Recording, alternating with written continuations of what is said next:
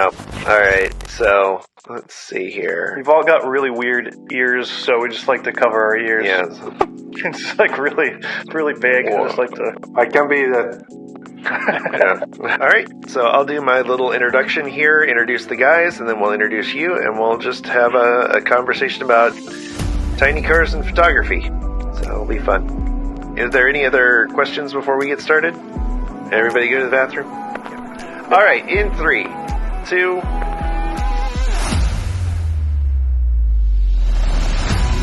You're watching Diecast Breakdown with Chuck Ellis, David Johns, and Mark McHotwheel.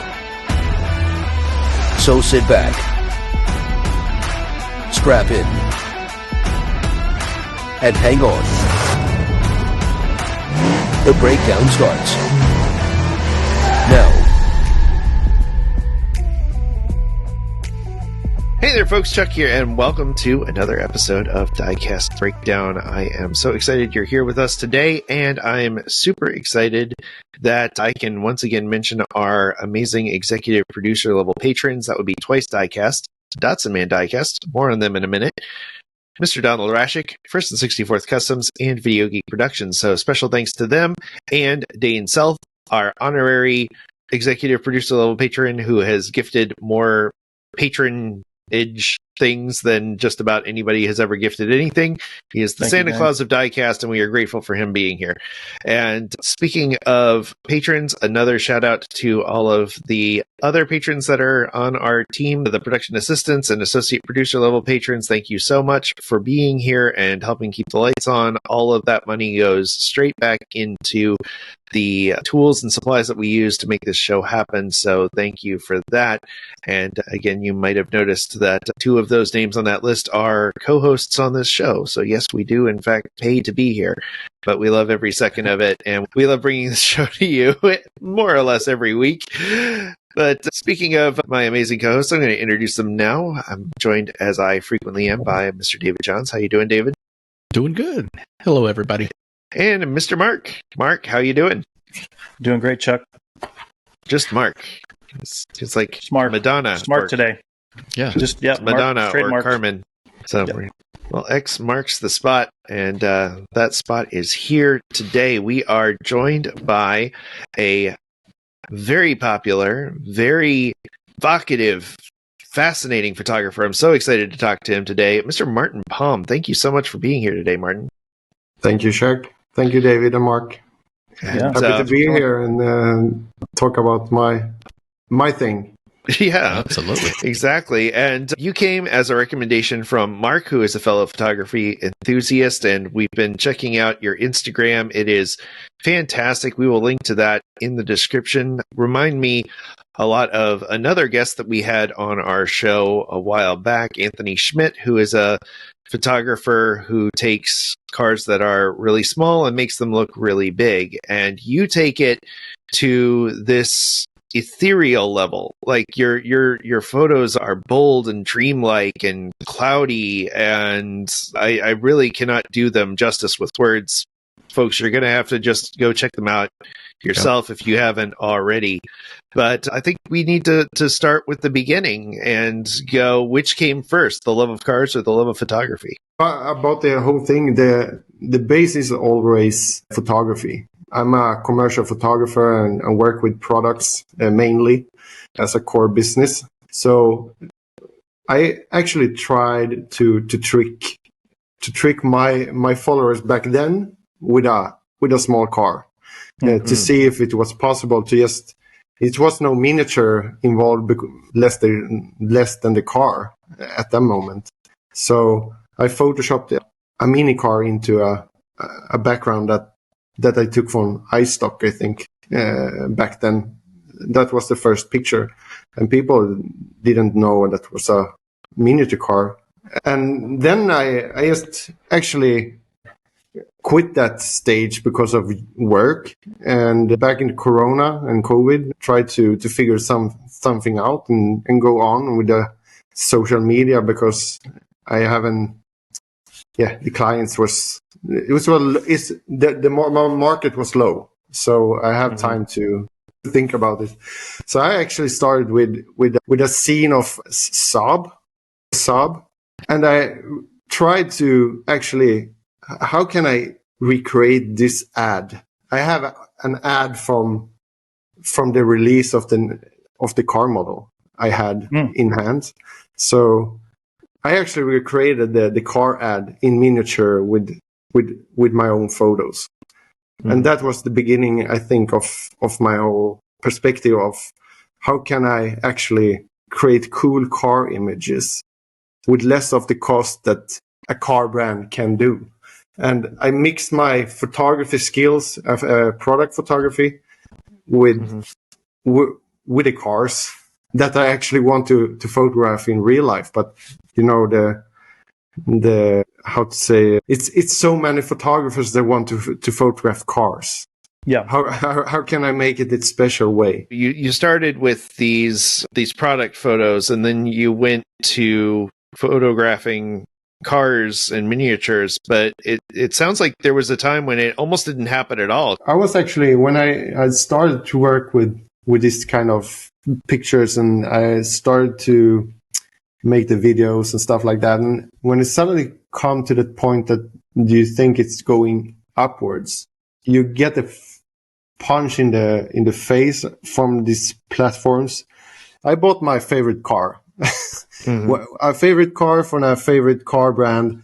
I use this Lamborghini, and I think this car is amazing build, and it looks so cool, and it should fit the feed very well. When I upload the post, I had so good flow on my post and on Instagram that I think now it's going to happen. But when I upload the photos, I got banned. The second of the push of the upload, I was, what's happening? So it ended with 5 months of ban. So I was actually thinking of this I'm not gonna continue with this. I'm so tired of these platforms. You put so much effort into what you do and trying to build something.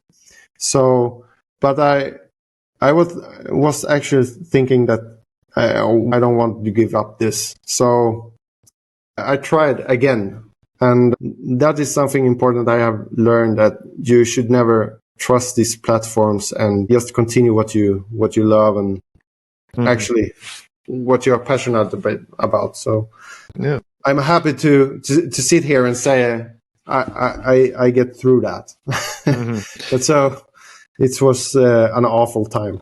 Did you ever find out why they banned you? No. Wow. Just happened. I was actually banned 5 times. I got reopened.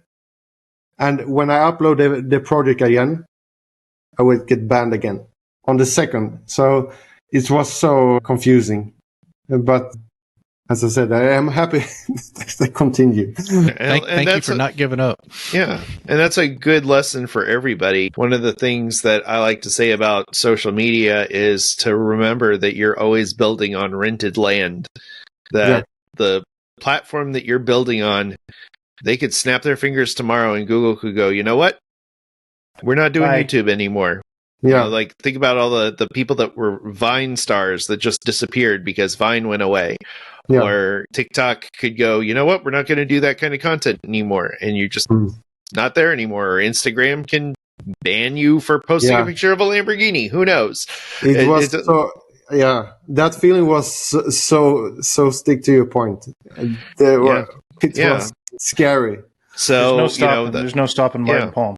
And and that's why if you're going to do creative stuff, you need to be adaptable. You need to be able to change with the times, and ideally back your stuff up on a website somewhere, and so people can still find you. But yeah, that is the fickle nature of social media. It's fun. It's easy to get into. If you work really hard, you can get a lot of followers, but it can all disappear in an instant. and you may never know the reason why.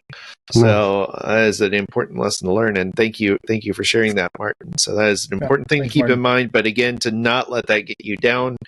Continue to make your art. Continue to strive. Continue to improve yourself, and you'll find your way. There are 8 billion people in this world. There's got to be a few thousand at least that will like the stuff that you do. So keep it up, keep it out there. We'll be back with more Diecast Breakdown after this word from our sponsors. Hey, this is Larry Wood, and you're watching Diecast Breakdown. Diecast Breakdown would like to thank Diecast Heroes Magazine for supporting this program. Diecast Heroes Magazine is the premier digital and print resource just for diecast customizers. Visit diecastheroes.com and see what the best customizers in the world are up to. Here's this week's small channel shoutout. A grown man with toys. If you have a favorite Diecast channel with less than 700 subscribers and you'd like to see them highlighted on a future episode, email us at diecastbreakdown@gmail.com. Hey, this is Chad Reed from Round 2, and you're watching Diecast Breakdown. And now back to Diecast Breakdown. I'm very curious where the inspiration comes from, because you have almost this liminal aspect. It's very dreamlike style. And so where did that style come from? Where did you get that inspiration from? The inspiration is actually from real car photographers, I think. I put together a lot of car images that are taken nowadays. I follow some of them on Instagram, and like the approach of the car images nowadays is so clean. They are they have one element that actually works, like lights or shadows or reflections in the car. So I think I combine real photographs, and I want to put down to the minor scale that I work on. How can I do that with less of work, or how can I build an environment that stands out that you actually can build in real life? So I think I have figured out my style when it comes to the cars, and what I like to build. I'm not that guy that I should say I'm a diorama guy. I shouldn't say that, because I love to visualize. I visualize my scenes. I can see them before I'm finished, before I even started. I know I reach them, but I'm tired of them in the process when I have built the half of them. Mm-hmm. I just want to be finished and want to take that shot that I actually are looking for. So my part is the editing thing. There is where it explodes and the pictures come to life. And I have done everything in the camera, like the smoke and all the reflections on the car that's enhance the car, which I think is very important nowadays when it comes to AI and all that stuff. Sure. I want to be as authentic as possible, but I improve my images and create the style I probably have figured out in post. So it's a lot of parts that I combine to achieve the image you see in the final. There's this one that you did with like a red Lamborghini Huracan that has these pillars they're like long boxes. They're long cubes, and it looks like something that would be computer generated. And then you click over and you see that, oh no, this is something that he actually built and painted these. They're red and they're gloss coated and put the car physically there. And I think that's so cool, because the easy thing to do would be to green screen that car and then just CG that image in there, but it actually exists. And I would say, like, your stuff doesn't remind me of dioramas. It reminds me of theater sets, or movie sets. Like it's designed so that you when you build this, that you're going to get these angles, And so it needs to look good from these angles, and this is in the foreground, so it needs to be more detailed, and like these things in the background can be more stylized, especially like these shots like bridges and structures and stuff that you have. The most common comment is about the green screen I use and the AI. People think just because I have the green screen, it's possible to make anything on my sets. Like my latest project with the skyline. Mm-hmm. Oh, he has a green screen. It's possible to just cut in a skyline from a photo. But guys, please, it's not a thing here. I made a skyline because it should be there, not to be faked or just put in a backdrop. That's the thing with my projects too. I need the elements in the picture to be there. I'm not faking the skyline. Just propose to have a skyline there. I couldn't have the headline of the video. I created my own city without a skyline I made, for example. I can do those pictures in 5 minutes with the AI. Sure. Yeah. But that's not the thing. And I don't think the brands or the future want me to do that either. That's the thing of my creations, that I build the mountain if I need a mountain, not faking it. Mm-hmm. Can I touch on that, Martin? Because that is it's refreshing to hear, and it's so impressive with all the technology out there. Why? And I want to know in your head, I want to know, why does Martin say, no, I'm going to take the time and I'm going to craft this skyline because that is my vision, versus let me go grab a picture off the internet of a skyline? Because no one else should do that. That's why. And yeah. And the craftsman in me wouldn't fake that in the fact of time and the uniqueness and the photography. I mean, I'm a photographer, and I don't like to. I could buy a skyline on iStock and make that for the half of the time. I could create a bridge, for example, not the skyline. But that's not the thing, and that's not what people should appreciate to watch. I mean, I spent a week to build that skyline, for example, and figure out the lighting in the buildings to get the city light in the backdrop. So, I mean, I think it's a pretty cool process too, and people don't appreciate to fake in that way, to just change the background. Well, it truly is art, and I think part of it is if I'm hearing you right, it's you taking ownership of your art and it being 100% authentic, and that's really commendable. Thank you. Thank you very much. And this is not to diminish your photography at all, but it feels almost like the story and the process is as much a part of the photo as the photo itself, because to fully appreciate it, people need to see how it was made and know that this is not just, at first glance, they might just think, oh, it's a cool photo of a car with a city skyline, and then realize, oh no, not only is this a photo, but the photographer themselves made this with a miniature car and built the skyline, and they see that process and see how it all comes together. And so, and I think that experience is on top of the effort is what sets that apart. And that's what makes your stuff so interesting is seeing, like, it feels like you're like inviting us behind the scenes to see, look, this is how I made it.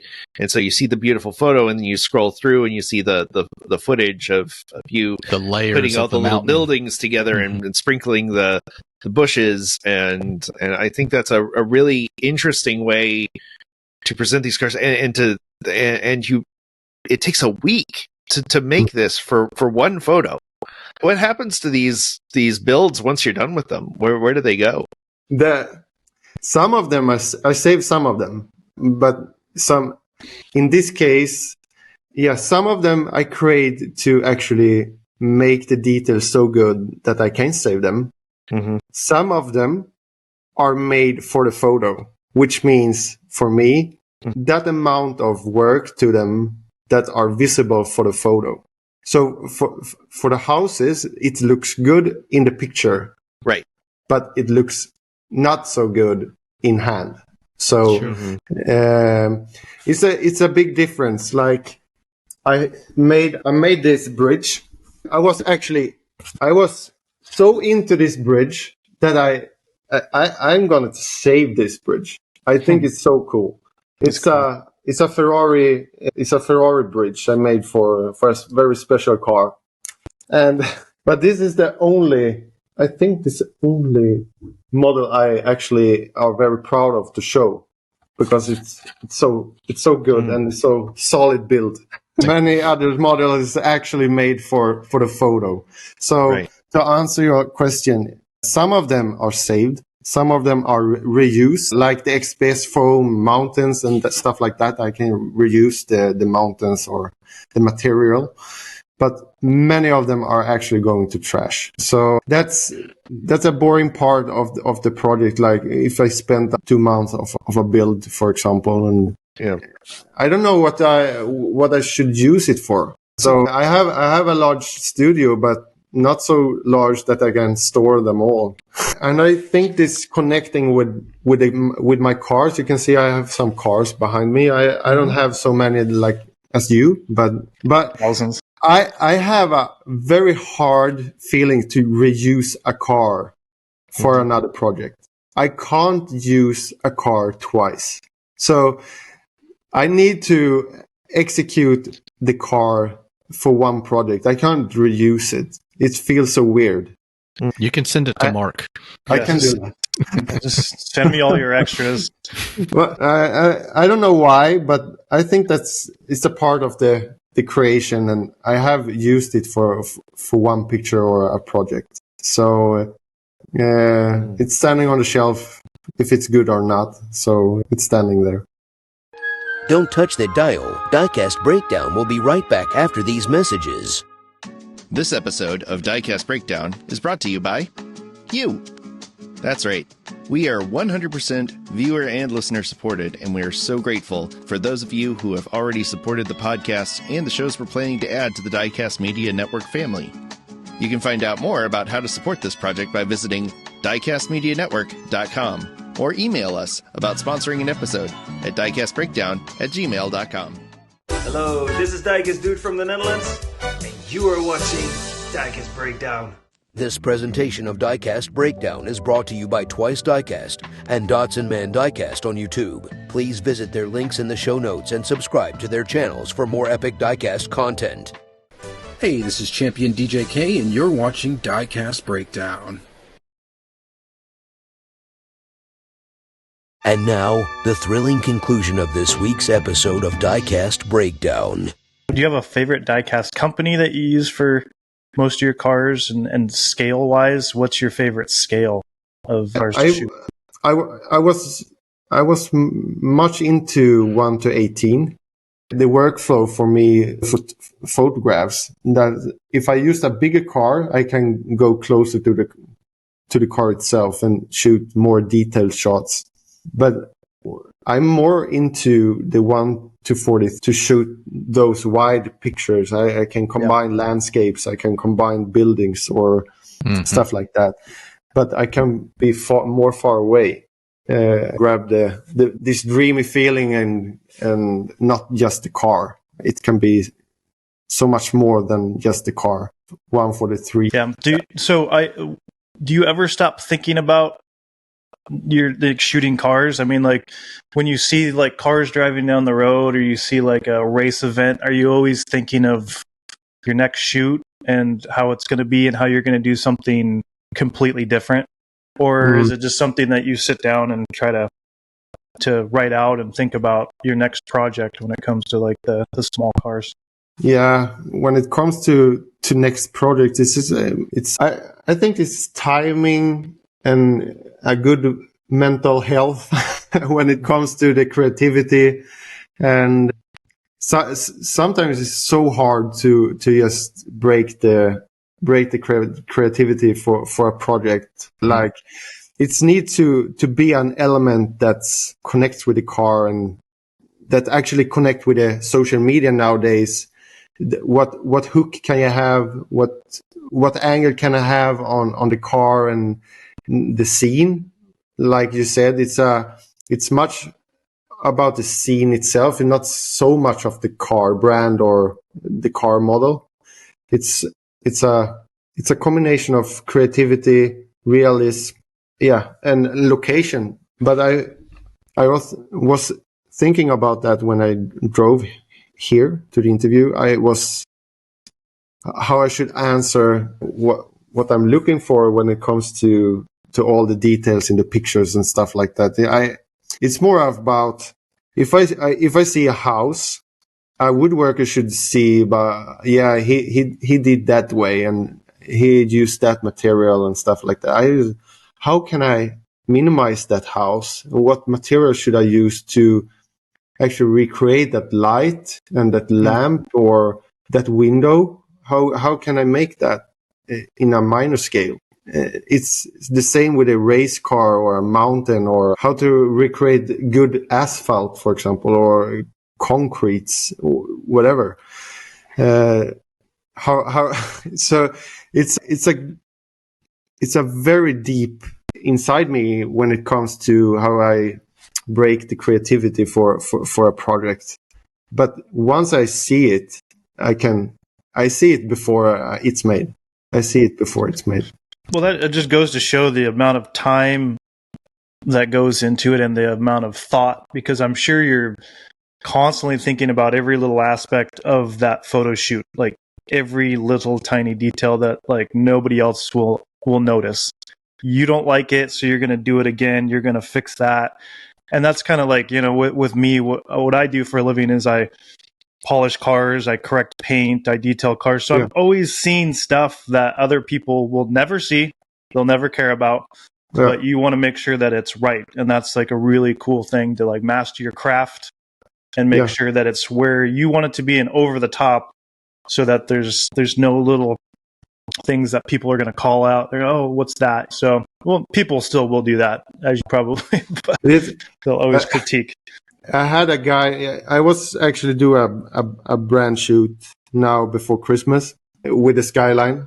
Two of them images. The guy was with me when I photographed it, and I shoot the first picture, almost the same angle. I did a photograph finished. I was so close to send it to the client. Man, this is not the image. That's not the image. It's good, but it's not the image. He said to me, it's good. No, it's not good. I actually just put the camera down about 15 centimeters, or it's pretty long when it comes to the scaling and the lens. But here it is.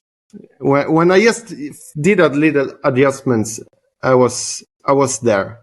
But you can't see it before you have made a mistake, or when you're done with a failure. And that's pretty. I don't think many of us can see that. I have the honor to be able to change that because of the miniature, and the world is in front of me. I mean, should I be on a location and photograph a car and stuff like that? You don't have a second chance. You can go down 2 days later and photograph it in that way that it's right. Yeah, no, I understand that totally. I think many of creative maybe have idea of what I'm meaning when it comes to that. But it's an important thing to don't be satisfied with what you have when you can do it better. I think that's great advice. Some people may take it too far, but with a lot of people, anything doing any trades work or artistic things, just give it your best and make sure it's as good as you can possibly do. And that's all you can do. But that just goes to show. I was like telling the guys, like, one of your videos, I was just watching your reels. One of your videos has 8.1 million views. Yeah. And I'm like, I had never even seen that before on Instagram. I've seen those numbers on YouTube, but on Instagram, but the amount of effort that goes into deserves every one of those views, every one of those likes, because it's visually satisfying to watch, and you can see the work that you're doing. And I think it's great that you basically are showing the work that you're doing. When did you start kind of documenting the process? Was it back around that same time when you started doing the cars, COVID, or was it sooner than that? It took some time to understand that people actually was interested in the picture for the main part. I have a friend that actually said it to me, Martin, you have to record your work. About what do you mean? What record? Show us how you made it. And to take the step to actually record my stuff, and I mean that it's not a straight way to the final results. So I'm still struggling. But should I record this or should I not record this? Okay, I record it. So it's so much recordings that are so useless, but it means so much to the viewer. So I just beep it. So I just go with the flow and record my work, and I understood that this can be something that no one else had done before. Martin, yeah. I think everybody is expecting when they see results like yours, I think in their head they are expecting there to be some CGI or AI involved.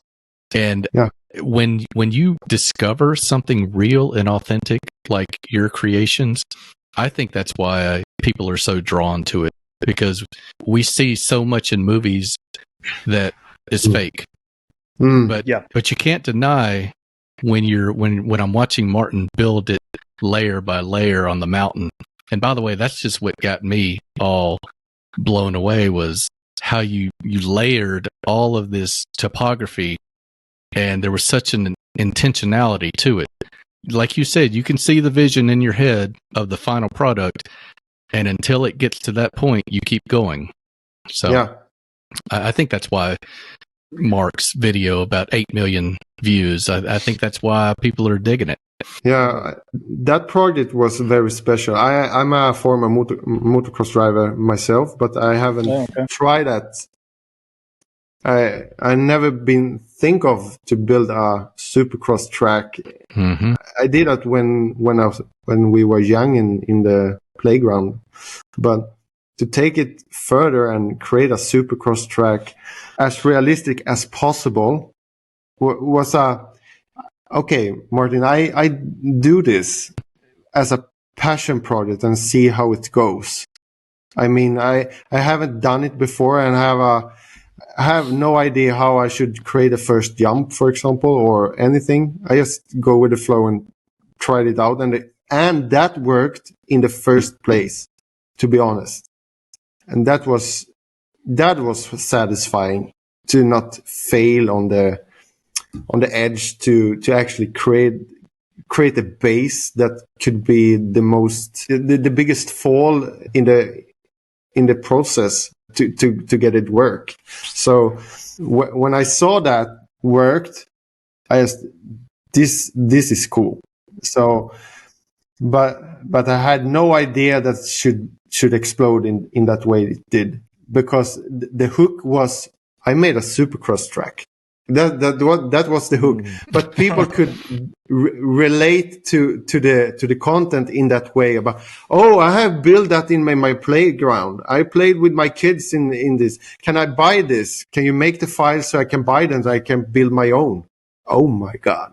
To connect with the viewers is so important, and you have no idea when it happens. I had no idea that this could be the thing this year. So I did it just because of what I was actually wanted to do. Yeah, that just goes to show that just do what you're passionate about, and there might be a bunch of likes and people that follow it, and there may not be. You may get 3 views, but if you had a lot of fun doing it, and that's all that matters, really, because you never know when a video is going to blow up like that. Martin, have you gotten any feedback from any of the automakers who have seen your work? I have got from Volvo. I made a picture from Volvo, but that was before. They like my work. I made for Patron now. They loved my work, but not so much interest actually. This content is not sponsored by anything. I made this on my passion all the way. Yep. And people think I work for the brands, but I don't do that, and I don't do any collaborations that I don't want to. I mean, the only collaboration, and my first collaborations, was with the Swiss transporter company Francosis. That was my first paid environment, which is very cool. They took the risk, and they see the creativity like you saw. And that make me really happy, more than happy than a big brand. They put so I have I hope I can work with this in the future for sure, but that is not what I'm pushing. Actually, you use a lot of material in building your scenes. Is there a preferred medium? Do you prefer working with like laser cut wood? Do you prefer working with styrofoam or XPS? Like what are some of the materials that you enjoy working with most when it comes to building your scenes? It depends totally on the scene itself, but I enjoy to make sure that I can have so sharp details. I mean, bricks and like this bridge here, you can see the stones. You can never achieve that with a knife or whatever. That is one thing I actually are passionate about when it comes to my developing of the diorama path of my work. I can see so much dioramas that are bold. They are so not crispy in the edges. That's one thing I do not want to see in my work. Even if I do it for the pictures or when I actually put down the effort to make the bridge, for example, it should look crisp, not bold, not so big gaps or colors that are flowing around and stuff like that. So laser cutting make me so precise when it comes to details and I would say laser cutting. Do you have your own laser cutter, or do you have somebody that you use for that sort of thing? Okay. Yeah, I have own laser cutter. Interesting. That's funny. The last person that we interviewed, sells laser cut diorama kits that he makes, and he actually doesn't own the laser cutter. He uses a friend of his. He pays him to use it, but I think he's working with a pretty big laser cutter because I think that's his friend's full-time day business. So, which, speaking of, when you're not photographing miniature cars, what are you still doing with your time? Are you still doing product photography, or what else are you working on? Yeah, mostly I photograph watches for a Swedish brand every month, and I do creative work with local clients. I do videos for local clients for social media. So I'm doing photography, and the creative side of the marketing my days. So yeah, that's my core business. Gotta pay the bills. Yeah, it has to pay the bills. That's so cool, and it's awesome that you're able to take that work and translate it into this passion project that is so intricate and temporary, but creates this really cool process and story, and share it with people. And I really appreciate you doing that, and it's wonderful work. I'm so excited that Mark recommended that we check you out, and very excited to see what is in store for the future? Like, what are some of the goals that you have, since we're at the beginning of the year for 2024? Do you have any goals for something that you would want to photograph? My goal when I started with this was to actually work with a car brand, and I have done that now, and I'm so stoked to go further with that kind of goal. I want to be more creative with the car brands, put that effort to creative side of car photography. If it could be a location creation or whatever it could be, and they use CGI or whatever, just to go on with my miniature work, but in a real way for that. I think that could be really cool with like F1 if you pair it up with them or one of those companies, Red Bull, McLaren. Yeah, that could be really cool. As back then, it's. I think it's important with a marketing angle of what they actually want to do when it comes to me, or if they just want to create something that's not existing, which is a very satisfying point of all my work. This you can't find it anywhere than in my studio, for example. So I don't know what the brands are thinking or what the future have to bring me in this case, but I just want to continue to work with what I like to do and what the passion says. Well said. All right, guys, do you have any further questions? I think that covered it. Yeah, Martin, that was it's fantastic to get in your head, man. It's a fun place to be. Before we wrap things up, real quick, let's tell folks again where they can find you and follow you and all that good stuff. You can find me on Instagram. My name is Martin Palm, straightforward. And I have my TikTok and I have my YouTube channel, but you find me mainly on that page. Yeah. Yep, Martin there it Palm. is. That's a handsome guy right there. Yes, indeed. So, well, again, folks, especially if you're listening, go check Martin's stuff out. It is spectacular. It's very inspiring to me as a miniature enthusiast and as a model builder. And I think it will be inspiring to anyone who has a pair of eyes, honestly, because it's just so much fun to look at. And again, Martin, thank you so much for your time and for being here today. And thank you to our viewers and listeners who have made it to the end of yet another episode of Diecast Breakdown. Again, I want to give a shout out to our patrons that make this show go. If you want to join their ranks, you can always visit diecastbreakdown.com or click the little join button at the bottom of this video if you're watching on YouTube. And while you're down there, click all the other buttons. Make sure the thumb is pointing in the upright and locked position so that more folks will find us. And again, be sure to check out this channel because we got a lot of cool stuff coming up. David and Mark are contributing a lot more. We're doing a lot more shorts. We're going to be doing some new piece of content every day for 2024. That's our goal. So get ready for seeing a lot of us. And that's it for seeing us on this episode. But as always, we want to thank you for coming along with us for the ride. So until next time, stay fresh, cheese bags. Thanks for listening to Diecast Breakdown. If you enjoyed today's show, please rate us 5 stars on Apple Podcasts and tell a friend to listen in. Find Diecast Breakdown on your favorite social media platforms or visit diecastmedianetwork.com to learn more about this and our other projects.